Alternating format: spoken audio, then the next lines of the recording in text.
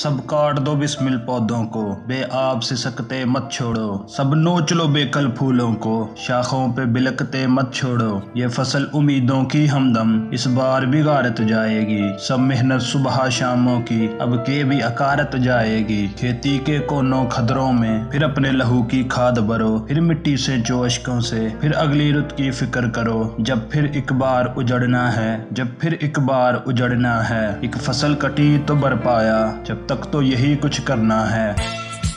इस नज़म में शायर ने एक ऐसे शख्स की कैफियत बयान की है जिसने हसरतों और ख्वाहिशों की ज़मीन पर उम्मीदों के बीज बोए हैं। उन उम्मीद के बीजों से पौधे तो निकलते हैं लेकिन वो दरख्त नहीं बन पाते और कटाई का वक्त आ जाता है। अब वो शख्स बड़े बोझल दिल के साथ ये बात कह रहा है, काटो इनको, इनकी तकदीर में यही लिखा था। लेकिन साथ ही वो अगली फसल बोने का मशवरा भी दे रहा है, इस अज़म के साथ कि इस बार पहले से ज़्यादा मेहनत करनी है और पौधों को दरख्त बनाकर ही छोड़ना है। जब तक पौधे दरख्त नहीं बनते हार नहीं माननी। इस नज़म में पौधे को तो बस मिसाल के तौर पर इस्तेमाल किया गया है। असल में आपकी जिंदगी में ख्वाहिश का जो भी पौधा है, आपने तब तक उसकी आबियारी करनी है जब तक वो पौधा दरख्त नहीं बन जाता। लेकिन यार ख्वाहिश कोई बड़ी होनी चाहिए जिससे सोसाइटी में कुछ ना कुछ बेहतरी आए, लोगों की जिंदगी बेहतर हो।